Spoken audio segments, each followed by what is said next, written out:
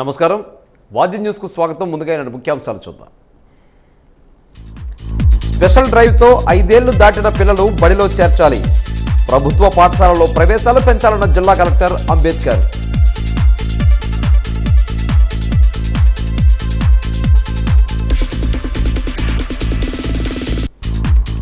జిందాల్ భూసేకరణపై గత ప్రభుత్వాలు పాలకులు చేసిన తప్పిదాలు, నేడు ఆందోళనలతో రోడ్డెక్కుతున్న రైతులు.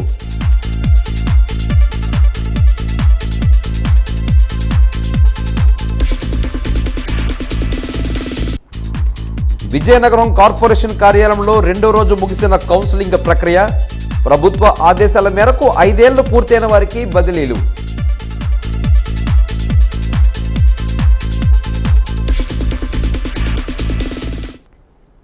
ఇక వివరాలు చూద్దాం. 5 ఏళ్లు నిండిన బాలబాలికలందరినీ బడిలో చేర్చే విధంగా చర్యలు తీసుకోవాలని జిల్లా కలెక్టర్ డాక్టర్ బిఆర్ అంబేద్కర్ అధికారులను ఆదేశించారు. సోమవారం నుంచి ఇంటింటి సర్వే నిర్వహించి బడిలో చేరని పిల్లలను గుర్తించాలని అన్నారు. ప్రభుత్వ పాఠశాలల్లో ప్రవేశాలు, సార్వత్రిక విద్యపై వివిధ శాఖల అధికారులతో జిల్లా స్థాయి సమావేశం కలెక్టర్ అధ్యక్షతన కలెక్టర్ ఛాంబర్లో జరిగింది. జిల్లా కలెక్టర్ మాట్లాడుతూ జిల్లాలోని ప్రభుత్వ పాఠశాలలో విద్యార్థుల ప్రవేశాలు పెంచాలని, జిల్లా వ్యాప్తంగా ఎన్రోల్మెంట్ స్పెషల్ డ్రైవ్ సర్వే చేపట్టాలని విద్యాశాఖ అధికారులను ఆదేశించారు. ఆగస్టు 31 నాటికి 5 ఏళ్లు పూర్తి అవుతున్న పిల్లలందరినీ విధిగా మొదటి తరగతిలో చేర్పించాలని చెప్పారు. 6 నుంచి 15 సంవత్సరాల లోపు గల బాలబాలికలు అందరూ పాఠశాలలోనే ఉండాల్సిందేనని ఆయన స్పష్టం చేశారు. అంగన్వాడీ కేంద్రాల్లో 5 సంవత్సరాలు పూర్తి చేసుకున్న పిల్లల వివరాలను విద్యాశాఖకు అందజేయాలని శిశు సంక్షేమ శాఖకు సూచించారు. 5 సంవత్సరాలు దాటిన పిల్లలందరూ వారు ఏ పాఠశాలలో చేరినది ఇంటింటి సర్వే నిర్వహించి తెలుసుకోవాలని సూచించారు. సర్వే జాబితాను శిశు సంక్షేమ శాఖ అందజేసిన జాబితాతో సరిచూసి పిల్లలందరూ తప్పనిసరిగా బడిలో చేరే విధంగా చర్యలు తీసుకోవాలని అన్నారు. ప్రభుత్వ పాఠశాలల్లో ప్రవేశాలపై విస్తృత ప్రచారం నిర్వహించాలని, దానివల్ల కలిగే ప్రయోజనాలపై విద్యార్థుల తల్లిదండ్రులకు అవగాహన కల్పించాలని తెలిపారు. ప్రభుత్వ పాఠశాలలో ప్రవేశాలకు తొలి ప్రాధాన్యత ఇచ్చే విధంగా ప్రోత్సహించాలని సూచించారు. ప్రభుత్వ పాఠశాలలో అత్యున్నత విద్యార్హతలు ఉన్న ఉపాధ్యాయుల ద్వారా నాణ్యమైన విద్య సదుపాయాలు, ఉచితంగా పాఠ్యపుస్తకాలు, ఏకరూప దుస్తులు, బూట్లు, వైద్య పరీక్షలు, మధ్యాహ్న భోజనం, తల్లికి వందనం లాంటి పథకాలు అందుతాయని, వీటిని తల్లిదండ్రులకు వివరించి ప్రభుత్వ పాఠశాలల్లో ప్రవేశాలకు పెంచాలని సూచించారు.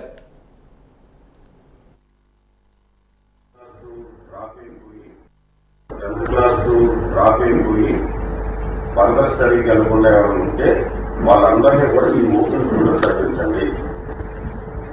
ఆ ఫీజు తీసిన తర్వాత డిపిఆర్ వాళ్ళు రాస్తున్నారు. ఐసీడీఎస్ ఒకటి, మెడికల్ ఒకటి, ఈ 4 డిపార్ట్మెంట్ మేజర్ డిపార్ట్మెంట్. ఈ 4 డిపార్ట్మెంట్లో ఎవరైతే 10th క్లాస్ డ్రాప్ అయిపోయి ఫర్దర్ స్టడీస్కి వెళ్ళకుండా ఉన్నారో, లేదా ఏమీ చదవాలో 10th క్లాస్ రాయొచ్చింది. ఈ ఓపెన్ స్కూల్లో ఏమీ చదవకపోయినా సరే డైరెక్ట్ 10th క్లాస్ రాసే అవకాశం ఉంది. కాబట్టి ఈ 4 డిపార్ట్మెంట్లో మేజర్ స్టేక్ హోల్డర్స్ మీరే కాబట్టి ఎంతమందిని ఈ 10th క్లాస్ చదివే కార్యక్రమం చేపడతారో దాని మీద మీ స్టాఫ్కి తెలియజేయండి. వారి చేత ఆ డీటెయిల్స్ అని మీకు పంపిస్తారు. ఇప్పుడు ఫీజు కట్టాలి, ఏం చేయాలి, ఎలా చేయాలి, దాన్ని బట్టి ఆ ఫీజు అవి కట్టుకుని ఆల్రెడీ 10th క్లాస్ కానీ ఇంటర్మీడియట్ 10th క్లాస్ అయిపోయి ఉంటే ఇంటర్మీడియట్ 10th క్లాస్ వరకు 10th క్లాస్ 6 సంవత్సరాలు పూర్తయిన వాళ్ళు ఆ ఇంట్లో ఉన్నారు. వాళ్ళని తీసుకొని స్కూల్లో జాయిన్ చేయించే బాధ్యత ఆ 4 కమిటీది. గవర్నమెంట్ సెంట్రల్ ఇన్స్ట్రక్షన్స్ ఇష్యూ చేయండి. మొత్తం అందరికీ ఒక కమిటీ కాన్స్టిట్యూట్ చేయండి. విలేజ్ లెవెల్ కమిటీ, మండల లెవెల్ కమిటీ, జిల్లా లెవెల్ కమిటీ, లేదా డివిజన్ లెవెల్ కమిటీ, డిప్యూటీ డిఈఓతో, ఆర్డీఓతో, అక్కడున్న ఐసీఎస్ సిడిపిఓతో ఒక కమిటీ కాన్స్టిట్యూట్ చేసి village, mandal and division and district level committee వీళ్ళు రెగ్యులర్గా మానిటరింగ్ చేయాలి. ఏ పిల్లగాలు కూడా స్కూల్లో జాయిన్ అవ్వకుండా ఉండకూడదు. 6th క్లాస్ కంప్లీట్ అయిన ఇమీడియట్గా 6 సంవత్సరాలు కంప్లీట్ అయినప్పుడు ఇమీడియట్గా 1వ తరగతిలో జాయిన్ అవ్వాలి. ముందు ఐసీఎస్ లిస్ట్ తీసి ఆ లిస్టు ప్రకారం ముందు వాళ్ళందరినీ జాయిన్ చేయించే ప్రక్రియ చేయండి. ఇది కాకుండా తర్వాత మిగిలిన పిల్లలు ఎవరు ఉన్నారో అది ఇంటింటి డోర్ టు డోర్ వెరిఫికేషన్ చేసి ప్రతి ఒక్క పిల్లలు వచ్చి గవర్నమెంట్ స్కూల్లో జాయిన్ అవ్వాలి. గ్రామాల అభివృద్ధికి పంచాయతీ కార్యదర్శులు నిరంతరం కృషి చేస్తున్నారని, అటువంటి పంచాయతీ కార్యదర్శులను ప్రభుత్వం చిన్నచూపు చూస్తుందని పంచాయతీ కార్యదర్శుల మెంబర్లు ఆవేదన వ్యక్తపరుస్తున్నారు. ఈరోజు విజయనగరం కలెక్టరేట్ కార్యాలయం ఎదుట నిరసన కార్యక్రమాన్ని చేపట్టారు. ఈ కార్యక్రమంలో ఏపీ పంచాయతీ కార్యదర్శి సమాఖ్య సభ్యులు మాట్లాడుతూ పల్లెలే దేశానికి పట్టుకొమ్మలని, ఆ పట్టుకొమ్మలకు సారథులుగా పంచాయతీ కార్యదర్శులు కీలక భూమిక పోషించి పల్లెలను అభివృద్ధి పదం వైపు తీసుకువెళ్తున్నారని అన్నారు. ప్రభుత్వ సంక్షేమాలతో పాటు అన్ని పథకాలు అమలులో ప్రతి ఒక్క విషయంలో పంచాయతీ కార్యదర్శులు బాధ్యత తీసుకోవడంతో తమపై పనిభారం పడుతుందని, కావున ప్రభుత్వం పంచాయతీ కార్యదర్శులను గుర్తించి మా సమస్యల పరిష్కారం కోసం కృషి చేయాలని వారు గవర్నమెంట్ని కోరుతున్నారు.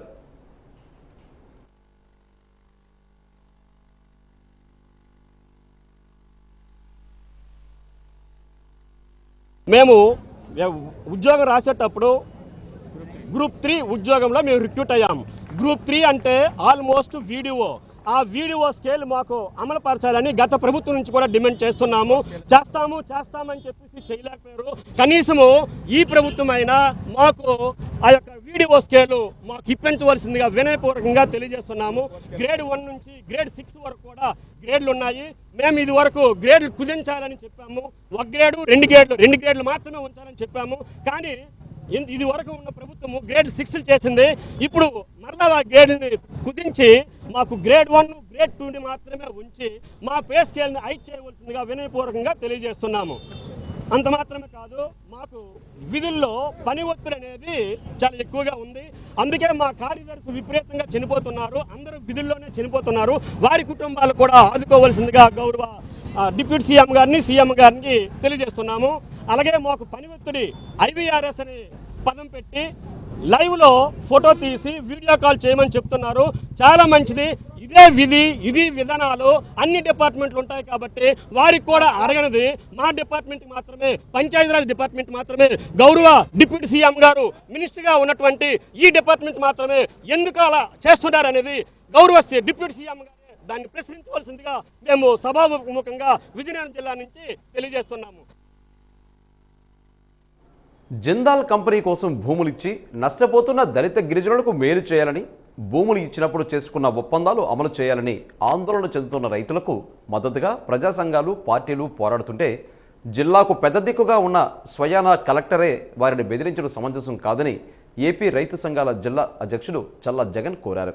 ఎస్కోట మండలం బొడ్డవరలో ఆందోళన చేపడుతున్న నిర్వాసితులకు మద్దతుగా మాట్లాడుతూ నిర్వాసితులందరూ ఎవరో మభ్యపెడితే, ఆశ పెడితే ఆందోళనకు దిగలేదని, కేవలం 2,05,000 రూపాయలకి భూమి తీసుకుంటే ఎలా అని, ఆ రోజు ఇస్తామన్న ఉద్యోగం, ఆ రోజు ఇస్తారన్న ఉపాధి ఇవ్వకుండా జిందాలకి భూములిస్తే ఆ భూమిని ఎవరికో దారాదత్తం చేస్తే మాకు మంచి భవిష్యత్తు ఎలా ఉంటుందని, ఇచ్చిన మా పిల్లలు ఏమైపోతారని ప్రజల్లో దళితులు ఆందోళన చెందుతున్నారని అన్నారు. వారి కోసం ఒక్క మాట కూడా మాట్లాడకుండా జిందాల్ ప్రతినిధుల్లాగా కలెక్టరు మరియు ఇతర ప్రజాప్రతినిధులు మాట్లాడడం సిగ్గుచేటని విమర్శించారు.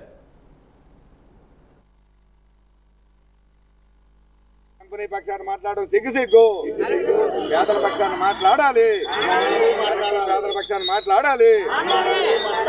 న్యాయం చెయ్యాలి. న్యాయం చెయ్యాలి. న్యాయం చెయ్యాలి. భారతదేశం విజయనగరంలో ఎస్ఎఫ్ఐ విజయనగరం జిల్లా కమిటీ ఆధ్వర్యంలో బడి బస్సుల కోసం నిరసన కార్యక్రమం చేయడం జరిగింది. ఎస్ఎఫ్ఐ విజయనగరం జిల్లా సహాయ కార్యదర్శి కె రాజు వంశీ మాట్లాడుతూ కూటమి ప్రభుత్వం అధికారంలోకి వచ్చే సంవత్సరం కూడా గడుస్తున్నా హామీలు నెరవేర్చకుండా కాలయాపన చేస్తుందని అన్నారు. ఉన్న బస్సులు విద్యార్థులకు ఏమాత్రం సరిపోవడం లేదని, ఉన్న బస్సులు కూడా చాలా వరకు విద్యార్థులు ఉన్న స్టాపుల్లో కాకుండా బస్సులు ఆపటం లేదని, అలాగే ఆ బస్సులు కూడా వాళ్ళ ప్రాంతం నుంచి విజయనగరం పట్టణానికి సకాలంలో చేరుకోవడం లేదని, ఇందువల్ల ఎక్కువ మొత్తంలో విద్యార్థులు మొదటి క్లాస్కి అందలేకపోతున్నారని అన్నారు. ఇందువల్ల వాళ్లకు హాజరు కూడా పట్టడం లేదని, అలాగే సాయంత్రం సమయాన కాలేజ్ పూర్తవకముందే బడి బస్సులు వెళ్ళిపోతున్నాయని ఆరోపించారు. అంతేకాకుండా విద్యకు పెద్దపీట వేస్తామని చెప్పి ఈరోజు విద్యార్థులను గాలికి వదిలేసిన పరిస్థితి. విద్యాల నగరమైన విజయనగరానికి సుదూర ప్రాంతాల నుంచి విద్యార్థులు విద్యను అభ్యసించడానికి వస్తున్నారని అన్నారు.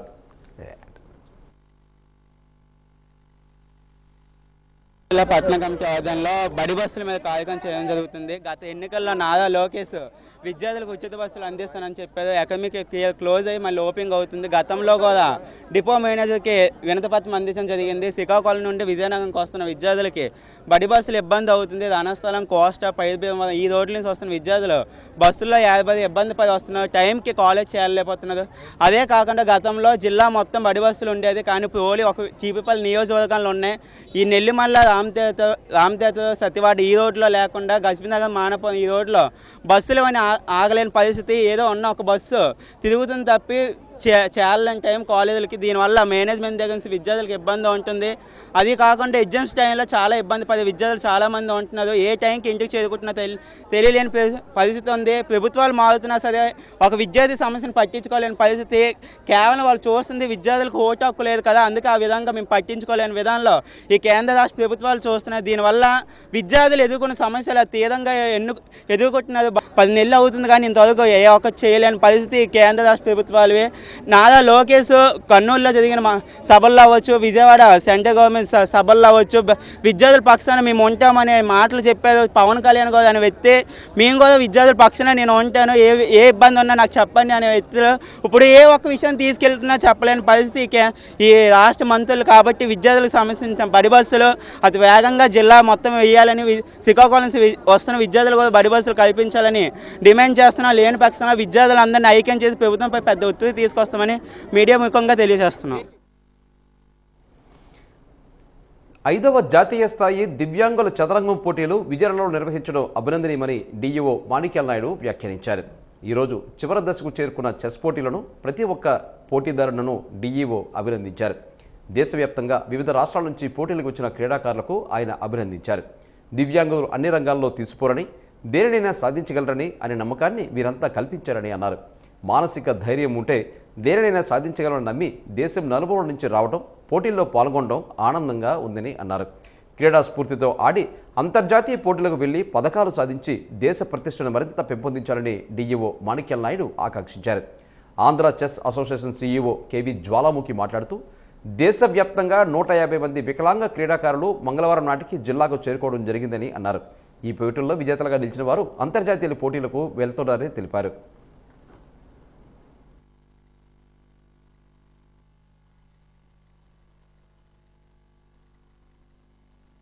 స్టేట్స్ నుండి క్యాండిడేట్స్ పార్టిసిపేట్ చేయడం జరిగింది. అలాగే ఇప్పుడు దీంట్లో ఈ 18 స్టేట్స్ నుంచి 106 ప్లేయర్స్ దీంట్లో పార్టిసిపేట్ చేయడం జరిగింది.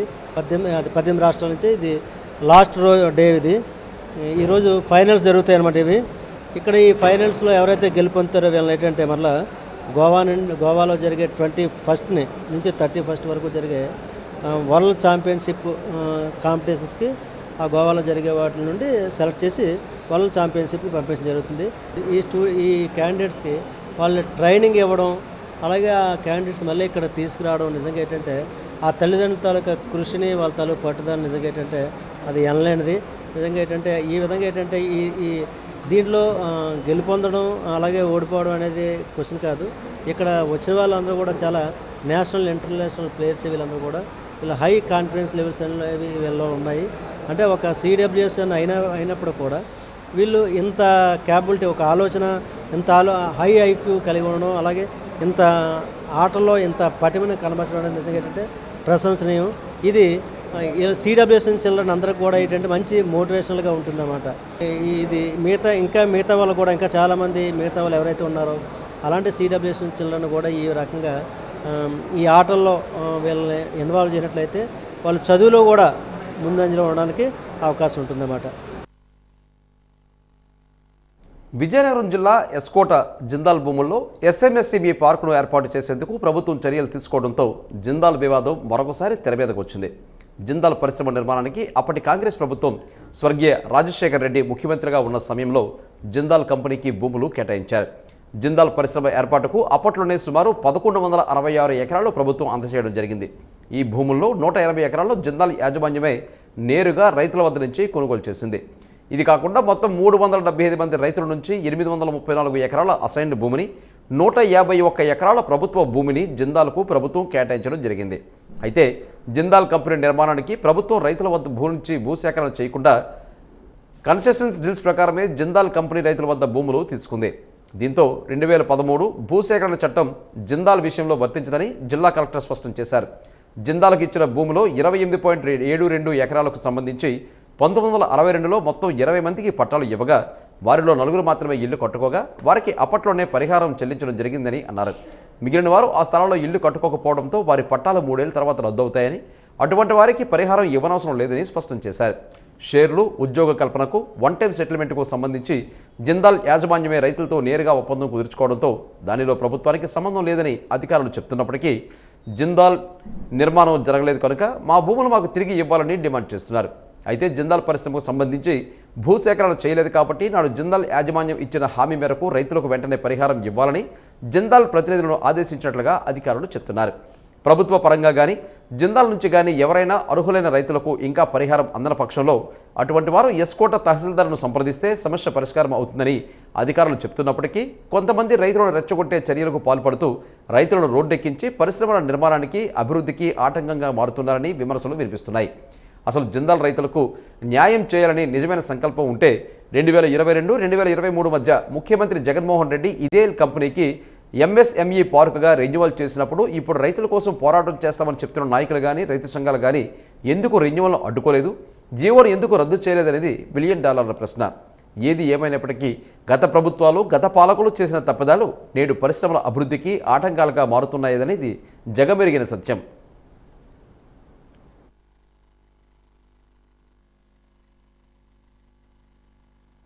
2005లోనే ఒక ఎంఓయూ జరిగింది ప్రభుత్వానికి జిందాల్ కంపెనీకి. ఆ విషయం పూర్తిగా మాకు అప్పటికీ తెలియదు. 2007 నుంచి కూడా కంపెనీ తాలూకు మనుషులు ఇక్కడికి అప్రోచ్ అయ్యారు. వాచస్పతి గారు అని ఒక ఆయన పెద్ద ఆయన, అలాగే స్వైన్ గారు తర్వాత వచ్చారు. వచ్చి ఇక్కడ ఇలా కంపెనీ పెడదాం అనుకుంటున్నాం, దీనికి మీ సహకారం కావాలని. అలాగే అప్పుడున్న ప్రభుత్వంలో పెద్దల గౌరవ మాకేంటి ఫీలింగ్ ఏంటంటే పూర్వం ఎప్పటి నుంచో 2005గా 30-40 సంవత్సరాల క్రితం నుంచి కూడా ఎస్కోట్లో అల్యూమినియం ఫ్యాక్టరీ వస్తుందని ఒక నానుడు ఉండేది. సో ఆ కంపెనీ ఏదో మన హయాంలో మన టైంలో వస్తుంది, మన ప్రాంతం అభివృద్ధి చెందుతుంది, మనకు పేరు ఉంటుంది, మన ప్రాంతంలో ఉన్న పిల్లలందరికీ ఉద్యోగాలు వస్తాయని ఒక ప్రోయాక్టివ్గా మరి మేమందరం కూడా రైతులందరితో కూర్చోబెట్టి మాట్లాడి దానికి భూములు ఇవ్వాలని మేము అందరినీ కూడా అడగడం జరిగింది. అందరూ కూడా కూర్చొని ఇస్తే ఏంటి ఇవ్వకపోతే ఏంటి అన్నీ మాట్లాడుకొని కొందరు వద్దని కొందరు ఇద్దామని ఆఖరికి ఏంటంటే మ్యాక్సిమం అందరూ కంపెనీ వస్తే బాగుంటుందనే ఉద్దేశంతో మేము ఆ రోజైతే భూసేకరణలో మేము ముఖ్య పాత్ర పోషించడం జరిగింది. మరి మీరు ఆ భూమి మీద లేరు కదా, మీకు పట్టా ఇచ్చిన తర్వాత 6 నెలల్లో ఆ భూమి మీద మీరు లేకపోతే మళ్ళీ ప్రభుత్వం వెనక్కి తీసుకుంటుందని. మరి జిందాల్ కంపెనీకి భూమి ఇచ్చి ఇప్పుడు దగ్గర 17-18 సంవత్సరాలు అవుతున్నప్పుడు కంపెనీ వాడు పెట్టినాడు ఆ భూమి మళ్ళీ తిరిగి వెనక్కి రావాలి కదా, ప్రభుత్వానికైనా రావాలి లేకపోతే రైతుకైనా రావాలి. ఈరోజు ఏదైతే 2013 భూ హక్కు చట్టం ఉందో ఆ చట్ట ప్రకారం కంపెనీకి దేనికైనా భూమి ఇచ్చారనుకోండి ప్రభుత్వం, ఆ కంపెనీకో లేకపోతే ఇండస్ట్రీకో ఏదో పార్క్ దేనికి ఇచ్చారనుకోండి, వాళ్ళు అక్కడ ఇండస్ట్రీ పెట్టకపోతే 5 సంవత్సరాల తర్వాత తిరిగి మళ్ళీ రైతుకే చెందుతుందని భూమి చట్టం కదా చెప్తుంది. ఇప్పుడు ఎంఎస్ఎంఈ పార్క్ పెట్టినప్పుడు ఇప్పుడు వాళ్ళు ఏదైతే భూమి అమ్ముతున్నారో అదనంగా డబ్బులు మా దగ్గర తీసుకున్నది 4 లక్షలు, 2 లక్షల షేర్లు, 2 లక్షల క్యాష్. ఇప్పుడు ఈ 15 సంవత్సరాలు దాన్ని ఖాళీగా వదిలేసి ఎవరికి ఉద్యోగాలు ఇవ్వకుండా ఎవరికి ఏమీ చేయకుండా ఈరోజు ఎకరా ఏమో ₹1 కోటిన్నరకు అమ్ముకునే పరిస్థితి ఉంది. మరి షేర్లు అన్నప్పుడు షేర్లు ఇవ్వాలి కదా, ఆ రైతులకు ఇవ్వాలి కదా. మా భూమి పోయి మేమెవరు షేర్ తీసుకోలేదు. కంపెనీలు పోనీ చెప్తున్నారు కదా, కంపెనీ ఎంఎస్ఎంఈ పార్క్ మేమెవరు షేర్లు తీసుకోలేదు. మరి మా షేర్ల సంగతి ఏంటి? ఇప్పుడు కంపెనీ ఇంత డబ్బులకు అమ్ముతుందంటే మరి మా షేరే ఎంత చెప్పాలి కదా, తీసుకోలేనివాడిదైనా చెప్పాలి కదా. ఏది చెప్పకుండా శుభ్రంగా ప్రొక్లైనర్ పెట్టి పంట పొలాలన్నీ దున్నేస్తాయి. ఎందుకంటే అందరూ రైతులు మేము సాగు చేసుకున్నాం. రికార్డు ఎవరు ఇచ్చారు? రెవెన్యూ వాళ్ళు ఇచ్చారు. పలానా భూమిలోని మీరున్నారు, పలానా భూమిలో నేనున్నాను, పలానా భూమిలో వాళ్ళు ఉన్నారు. అవన్నీ కరెక్ట్ అయితేనే కదా జిందాల్ కంపెనీ వాడు చూసుకొని డబ్బు ఇస్తారు. ఉత్తనే డబ్బు ఇచ్చారు కదా, భూమిలో లేకుండా ఎవరికి డబ్బు ఏమి ఇచ్చారు కదా. ఆ భూమి ఉందంటే ఆ భూమి ఎవరిదో ఒకరు అవుద్దా? ఎమ్మెల్సీనే నేనేం కాదు, పార్టీ నా మీద ఏం యాక్షన్ తీసుకోలేదు కదా. నేను పార్టీ సింబల్ మీద నేను ఎమ్మెల్సీని అయ్యాను, నా మీద పార్టీ ఏం చర్యలు తీసుకోలేదు. నేను వైసీపీ ఎమ్మెల్సీ అని చెప్తున్నాను. మీరే కదా ఎవరు అడిగినా నేను వైసీపీ ఎమ్మెల్సీ అని చెప్తున్నాను. ఎమ్మెల్యే గారితో కూడా నేను మాట్లాడడం జరిగింది. మీకు చూపించమంటే చూపిస్తాను. ఆయనకి మెసేజ్ కూడా పెట్టాను, సార్ మనం రైతుల పక్క మాట్లాడాలని. ఖచ్చితంగా సార్ మనం రైతులతో మాట్లాడదామని చెప్పారు. మొన్న కూడా ఆయన వస్తారు అనుకున్నాం. మా వాళ్ళు మాట్లాడుతున్నారు, ఆయన కూడా ఖచ్చితంగా రైతులకు మనం సాయం చేద్దామని చెప్పడం జరిగింది. కాకపోతే ఉన్న విషయంలో మరి వాళ్ళు ఎంతవరకు ఆయన కూడా నాకు చెప్పడం అంటే గౌరవ మంత్రి సత్యబాబు గారితో ఒక మాట చెప్పి ఎలా ఫాలో అవ్వాలి, మనం ఎలా సపోర్ట్ చేయాలన్నది మాట్లాడదామని చెప్పారు. మొన్న ఎక్కడ తాటిపూడి దగ్గర మీటింగ్ జరిగింది. మా వైసీపీ నాయకుడు మరి గొర్రెల రవి గారు మీ అందరూ కలిసి కూర్చొని ఈ ఇష్యూ గురించి కూడా మాట్లాడడం జరిగింది. తేవాలి కదా, నేను ఇక్కడ కూర్చొని మాట్లాడుతున్నానా, మీరు నా వైఫ్ ఎక్కడున్నారు మీరు ఎంక్వైరీ చేయండి. అక్కడ పార్టీ ఆఫీస్లో కూర్చొని ఈ ఇష్యూ గురించి ఆవిడ అక్కడ 10 మందిని కలిసి చెప్తా ఉన్నారు. ఇది ఎలాగో సాల్వ్ చేయాలా, కంపెనీ రావాలని ఆవిడ అక్కడ మాట్లాడుతున్నారు. మాకు కావాలి ఈ కంపెనీ వస్తే మా ప్రాంతం ముందే అభివృద్ధి చెందుతుంది అందరికంట. ఈ ఎంఎస్ఎంఈ పార్క్ రావాలని మనస్ఫూర్తిగా కోరుకునేది మేము భూములు ఇచ్చాం. మేము ఎందుకు వద్దంటాం? ఆ రోజు జిల్లాలలో జీతాలు ఇవ్వలేదని చెప్పి కంపెనీ మీదకి మేము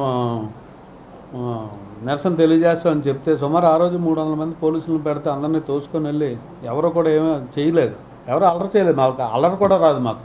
అంటే ఆయన ఉనికిని ఆయన కాపాడుకోవాలి, లేదంటే ఆయన ఒక రోల్ మోడల్గా ఉండాలి, లేదంటే తనను ఏదైనా ఇక్కడ ఏది చేయాలనుకున్నా తనని సంప్రదించాలి అనేది ఒక ధోరణితో వెళ్తుంటారు. అంత అవసరం ప్రజలు వాడుకున్నాడు, అంత అవసరం ఏం లేదు సార్. నేను రోల్ మోడల్ కాదు, లేకపోతే నా రాజకీయం ఏంటో అందరికీ తెలుసు. నేను అలాగే రాజకీయాల్లో ముందుకెళ్ళాను. ఎప్పుడు కార్యకర్తను నమ్ముకున్నాడు, ప్రజలు నమ్ముకున్నాడు, ముందుకుంటాడు. మాకు బలం ఏంటి చెప్పండి. నాకేం బలం ఉంది? నాకు ఈ ప్రాంతంలో ప్రజలు నాకు అండగా నిలబడడం, నేను వాళ్ళ కుటుంబ సభ్యులుగా ఉండడమే నాకు బలం. ఆ బలంతో నేను ముందుకు వెళ్తున్నాను. నగరంలోని పూల్బాగ్ కాలనీలో ఉన్న ప్రభుత్వ బదిలీల పాఠశాలలో ప్రవేశాలకు దరఖాస్తులు ఆహ్వానిస్తున్నట్లుగా ఇన్ఛార్జ్ ప్రిన్సిపాల్ రాంబాబు తెలిపారు. ఈ మేరకు పాఠశాలలోని ఆయన ఛాంబర్లో మీడియాతో మాట్లాడుతూ ప్రభుత్వ విభిన్న ప్రతిభావంతులు, హిజ్రాలు, వయోవృద్ధుల సంక్షేమ శాఖ ఆధ్వర్యంలో రాష్ట్రంలో చెవిటి, మోగ, బాలబాలికల విద్య కొరకు ప్రత్యేకంగా విజయనగరం పూల్బాగ్లో ప్రభుత్వ అందుల ఆశ్రమ పాఠశాలను 2001 నుంచి నిర్వహించడం జరుగుతుందని తెలిపారు. ఈ పాఠశాలలో 2025-26 విద్యా సంవత్సరానికి సంబంధించి నూతన ప్రవేశాలకు దరఖాస్తులను ఆహ్వానిస్తున్నామని, అర్హులైన వారు దరఖాస్తు చేసుకోవాలని కోరారు. 1వ తరగతి నుంచి 8వ తరగతి వరకు మొత్తం 22 ఖాళీలు ఉన్నాయని అన్నారు. 6 సంవత్సరాల నుంచి 14 సంవత్సరాల లోపు వయసు గల బదిలీల బాలబాలికలకు అర్హులని అన్నారు. ప్రవేశ సమయంలో నిర్దేశించిన సదరం వైద్య ధృవీకరణ తదితర పత్రాలు సమర్పించవలసి ఉంటుందని అన్నారు.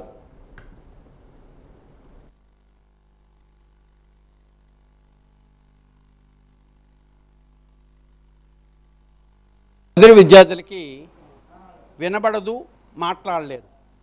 కాబట్టి వీళ్ళందరూ కూడా ముందుగా సైన్ లాంగ్వేజ్తో ఈ యొక్క అక్షరాలు కానీ అంకెలు కానీ ముందు చెప్పడం జరుగుతుందండి. తరువాత మనము ఓరల్గా కూడా పిల్లలతో మనము ఈ యొక్క పూర్ణాంకాలు కానీ ఏదైనా మనం చెప్పవలసి వచ్చినప్పుడు కూడా ఓరల్గా కూడా పిల్లలతో కూడా చెప్పించడం జరుగుతుంది. దానివల్ల ఏంటంటే వాళ్ళు ఇదంతా కూడా గ్రహించి మనము సైన్ చేసామంటే ఆ సైన్ ప్రకారంగా ఆ యొక్క దానికి సంబంధించిన ప్రశ్నకి ఆన్సర్ రాయడం అనేది జరుగుతుంది. క్వశ్చన్స్ అనేవి ఈ పిల్లలకి 1 నుంచి ఇక్కడ 8వ తరగతి వరకు ఈ యొక్క తరగతులు నిర్వహించడం జరుగుతుంది. అందువల్ల 6 సంవత్సరాలు దాటినటువంటి బదిలీ పిల్లలకు 6 నుంచి 8 తరగతి వరకు 8 సంవత్సరాల వరకు 1వ తరగతిని, మిగతా ఇతర క్లాసుల్లో కూడా ఎక్కడైనా నార్మల్ స్కూల్లో ఎక్కడైనా చదివి ఉన్నట్టయితే వాళ్ళను కూడా ఇక్కడ టీసీతో ఇక్కడ జాయిన్ చేయడం జరుగుతుంది. వీరికి అడ్మిషన్కి సదరణ సర్టిఫికేట్ అంటే బదిరత్వం ఉన్నదని 40% కంటే ఎక్కువ ఉన్నట్లయితే ఆయా పిల్లలు ఇక్కడ జాయిన్ చేసుకోవడం జరుగుతుంది. దాంతోపాటు Aadhaar card, ration card, caste certificate వగైరా సర్టిఫికేట్లన్నీ కూడా తీసుకుని వచ్చి పిల్లలు జాయిన్ చేయొచ్చండి. హైదరాబాద్లోని మహా న్యూస్ కార్యాలయంపై బీఆర్ఎస్ కార్యకర్తలు దాడులు చేసి కార్యాలయంలోకి దూసుకుని పోయి కార్యాలయంలో ఉన్న లైవ్ స్టూడియోను దాడి చేసి ధ్వంసం చేశారు. అలానే కార్యాలయం బయట ఉన్న కారులను, కార్యాలయం అద్దాలను ధ్వంసం చేశారు. మహా న్యూస్ కార్యాలయంపై దాడి సమాచారం తెలుసుకున్న తెలంగాణ ఉప ముఖ్యమంత్రి బట్టి విక్రమార్క, పొన్నం ప్రభాకర్, సిపిఐ నేత నారాయణ హుటాహుటిన మహా న్యూస్ కార్యాలయానికి చేరుకుని దాడి జరిగిన వివరాలను అడిగి తెలుసుకున్నారు. దాడికి పాల్పడిన వారు ఎంతటి వారైనా వదిలిపెట్టేది లేదని, చట్ట ప్రకారం చర్యలు తీసుకుంటామని ఉప ముఖ్యమంత్రి బట్టి విక్రమార్క తెలిపారు. మహా న్యూస్ కార్యాలయంపై దుండగుల దాడిని ఏపీ ముఖ్యమంత్రి చంద్రబాబు నాయుడు, ఉప ముఖ్యమంత్రి పవన్ కళ్యాణ్, మంత్రి నారా లోకేష్ స్పందించి మహా న్యూస్ కార్యాలయంపై దాడిని ఖండించారు. మీడియా కార్యాలయాలపై మీడియా ప్రతినిధులపై దాడులు చేయడం హేయమని చర్య అని విమర్శించారు.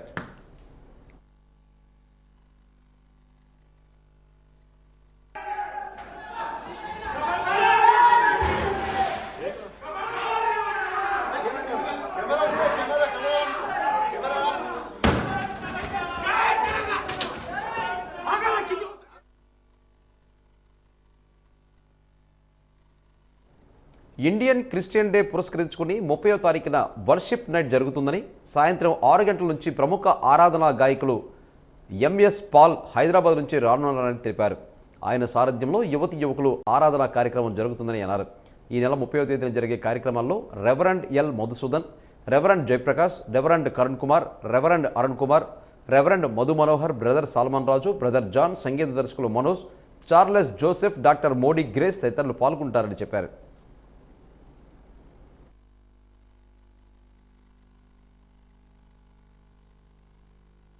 జరగబోతున్నటువంటి యేసు ప్రేమాలయం వారు నిర్వహిస్తున్నటువంటి వర్షిప్ నైట్ మరి 29వ తారీఖు 30వ తారీఖు రాత్రి 6 గంటల నుంచి మరి యేసు ప్రేమాలయం మందిరంలో జరగబోతోంది.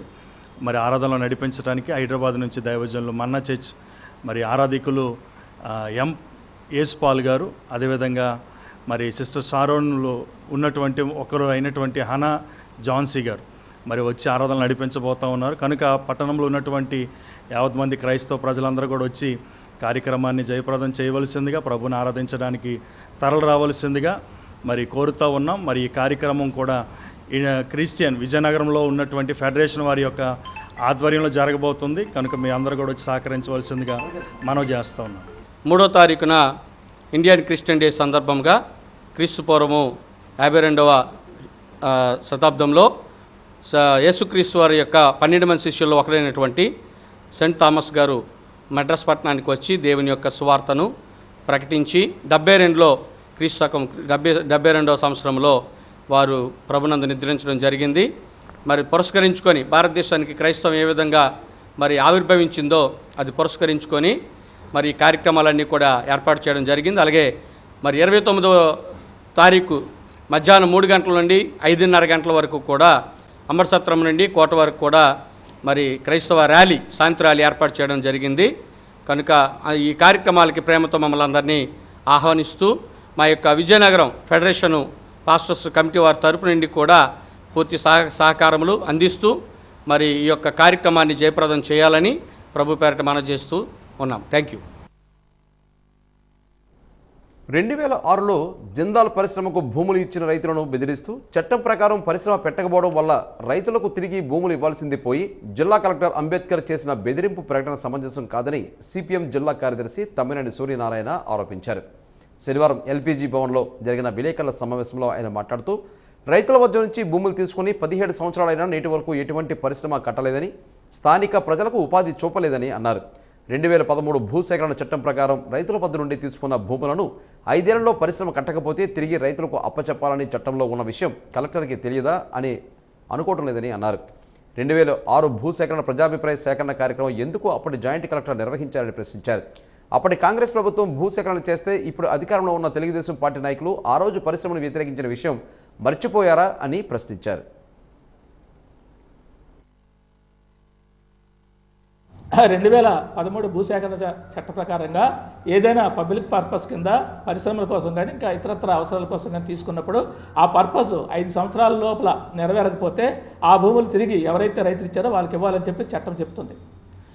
మరి ఆ రకంగా చూసినప్పుడు ఇక్కడ జిందాల్ పరిశ్రమ 17 ఏళ్ళు అవుతుంది. కొత్త చట్టం 10 ఏళ్ళు, పాత చట్టం 5 ఏళ్ళు. ఆ 5 ఏళ్ళు దాటింది, 10 ఏళ్ళు దాటింది, 17 ఏళ్ళు అవుతుంది. మరి భూములు ఎందుకు ఇవ్వలేదు, పరిశ్రమ ఎందుకు కట్టలేదు అని చెప్పి ఇది ఒక ప్రశ్న. అది పూర్తిగా ప్రభుత్వ భూమి, అది మా భూమి కాబట్టి మేము ఎవరికి చెప్పక్కర్లేదు, ఇప్పుడు అడిగే హక్కులకు లేదని చెప్పేసి అని చెప్తున్నారు. ప్రభుత్వ భూమి అంటే అసైని భూమి అయినా, పారంభోగ అయినా, బంజరైనా 3 ఎకరాలు 3 సంవత్సరాల సాగులో ఉంటే ఆ భూమి కానీ ప్రభుత్వం తీసుకోదలిస్తే జరైతీకి ఇచ్చిన రేట్ ఏదైతే ఉందో ఆ రేట్ ఇచ్చి ఆ అసైన్ భూమి ఏదైతే ఉందో ఆ బంజరు భూమి కూడా ఆ రైతులు సాగులోని భూమి కూడా తీసుకోవాలని చట్టం చెప్తుంది. మరి చట్టం కలెక్టర్ గారికి తెలియదా? జిందాల్ వారే కొనుక్కున్నారు, వాళ్ళే డీల్ చేశారు. జిందాల్ వారు వ్యక్తిగతంగా కొనుక్కున్నారా, పరిశ్రమలు కొన్నారా? వ్యక్తిగతంగా కొనుక్కుంటే 1160 ఎకరాలు 60 ఎకరాలు కొనుక్కోవడానికి లేదు ఒక వ్యక్తి ల్యాండ్ సీలింగ్ చట్ట ప్రకారంగా. పరిశ్రమల కోసం కొంటే పరిశ్రమ పెట్టాలి, పరిశ్రమ పెట్టకపోతే తిరిగి ఇవ్వాలి. అందుకని ఈ 2 కూడా చట్టంలో ఉన్నాయి. మరి 2 పక్కన పడేసి మీరేం బుల్డోజ్ చేసేసి ఎవడైనా వస్తే అడ్డుకుంటే అది చేస్తాం ఇది చేస్తామని చెప్పేసి అనడం కరెక్ట్ కాదు. మేము చెప్పేది ఏంటంటే ఆ పరిశ్రమ ఏదైతే మీకు కట్టలేదు కాబట్టి ఆ చట్ట ప్రకారంగా భూములు గిరిజనులకు ఇవ్వాలి. తాటిపూడి నీరు మాత్రం దీనికి ఇస్తే కుదరదు. ఆ రకంగా మీరు పక్క నుండి జలాలు తెచ్చుకోవాలి. ఇటు రైతులకి అన్యాయం చేసిన ఊరుకోము, అటు గిరిజనులకు అన్యాయం చేసిన ఊరుకోము. వీళ్ళందరినీ కలిపి ఈ 2 సమస్యల మీద ఈ చట్టపరంగా ఏదైతే ఉందో హక్కుల కోసం పోరాడతాం, ఉద్యమిస్తాం. ఆ రకంగా మీరు ఆలోచించాలి. ఆలోచించకపోతే పరిణామాలు ఆ రకంగా ఉంటాయి. ఆ పరిణామాలకి బయట జిల్లా యంత్రాంగం ప్రభుత్వం అని చెప్పేసి ఈ సందర్భంగా తెలియజేస్తాం. మాజీ ప్రధాని పివి నరసింహారావు జయంతిని పురస్కరించుకొని ఈరోజు లోక్సత్తా పార్టీ రాష్ట్ర అధ్యక్షుడు బీశెట్టి బాబ్జీ ఆయన చిత్రపటానికి పూలమాలలు వేసి నివాళులు అర్పించారు. అనంతరం ఆయన మాట్లాడుతూ పివి నరసింహారావు భూదానంపై ప్రత్యేక చట్టాలను తీసుకొచ్చారని తెలిపారు. భారతదేశాన్ని ఆర్థికంగా ఎంతో ముందుకు తీసుకొచ్చారని, 17 భాషలలో అనర్గళంగా మాట్లాడే వ్యక్తి ఆయన ఒక్కరే అని కొనియాడారు. పివి నరసింహారావు చరిత్రను నేటి భావితరాలకు తెలియజేయాలంటే ఒక పాఠ్యపుస్తకంగా పుస్తకాన్ని ముద్రించాలని అన్నారు. దేశవ్యాప్తంగా పివి నరసింహారావు జయంతిని ఓ ఉత్సవంగా నిర్వహించాలని కోరారు. ఆయన ఆత్మకు శాంతి చేకూరాలని అన్నారు.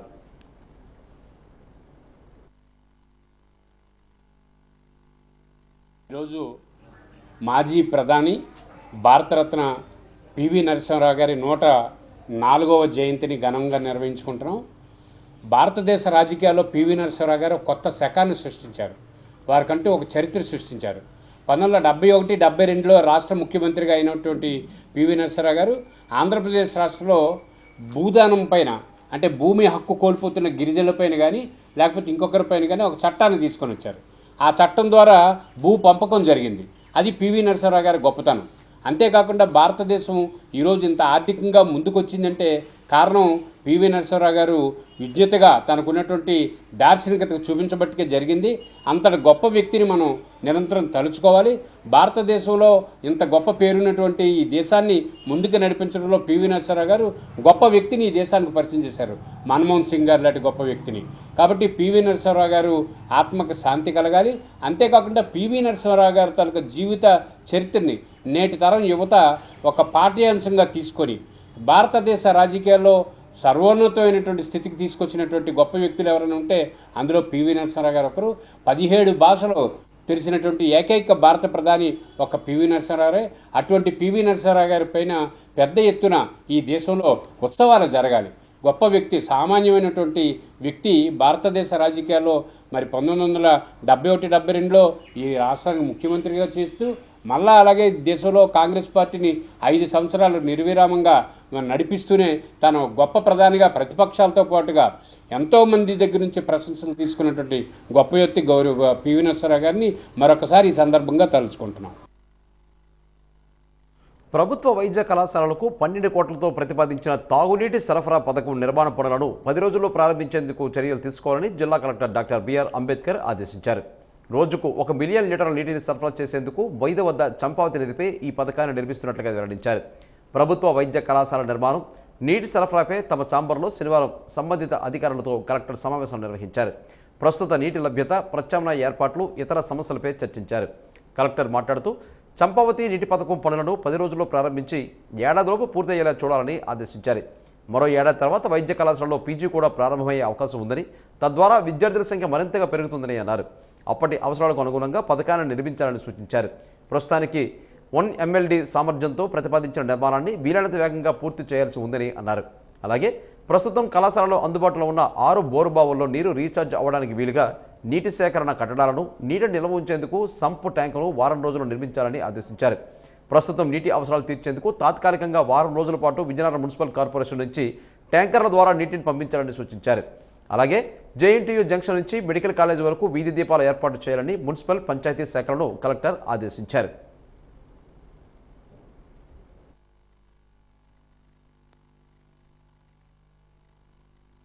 సచివాలయ కార్యదర్శుల బదిలీల కౌన్సిలింగ్ ప్రక్రియ పూర్తి అయిందని విజయనగరం పురపాలక సంస్థ కమిషనర్ పల్లి నల్లనయ్య అన్నారు.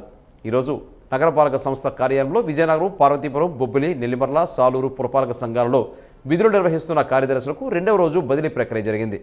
ఈరోజు ఇమ్యూనిటీస్ ప్లానింగ్కు సంబంధించిన కార్యదర్శులకు ఐచ్ఛిక మరియు తప్పనిసరి బదిలీల ప్రక్రియ జరిగింది. ఈరోజు ఉదయం నుంచి ప్రారంభమైన బదిలీల ప్రక్రియ సాయంత్రం వరకు కొనసాగింది. ఈ ప్రక్రియ ఆయా మున్సిపల్ కమిషనర్ల సమక్షంలో జరిగాయి. ఈ సందర్భంగా విజయనగరం నగరపాలక సంస్థ కమిషనర్ పల్లి నల్లనయ్య మాట్లాడుతూ సచివాలయ కార్యదర్శులుగా విధులు చేపట్టి 5 సంవత్సరాలు పూర్తి కావడంతో బదిలీ ప్రక్రియ చేయాలని ప్రభుత్వం ఆదేశించిందని అన్నారు.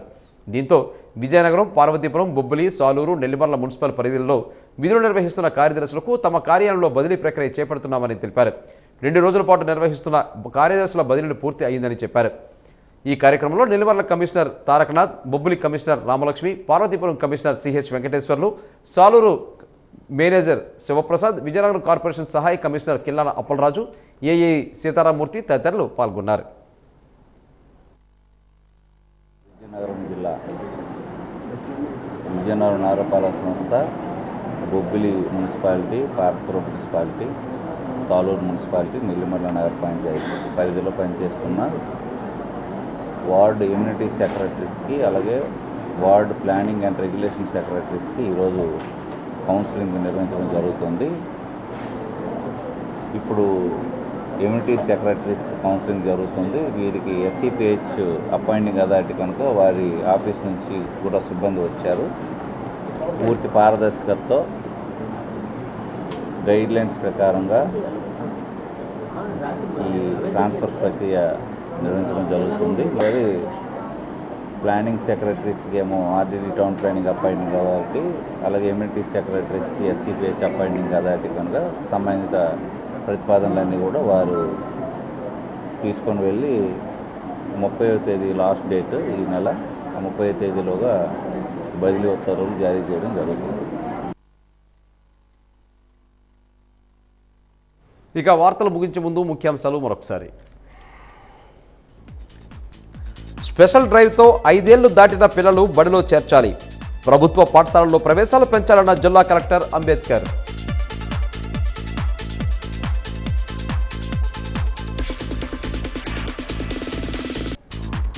జిందాల్ భూసేకరణపై గత ప్రభుత్వాలు పాలకులు చేసిన తప్పిదాలు, నేడు ఆందోళనలతో రోడ్డెక్కుతున్న రైతులు.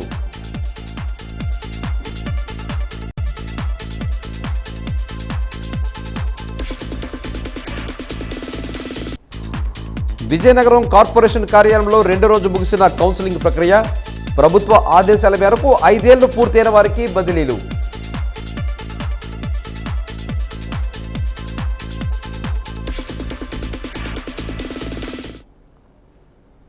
ఈనాటి వాజీ న్యూస్ ఇంతటితో సమాప్తం. నమస్కారం.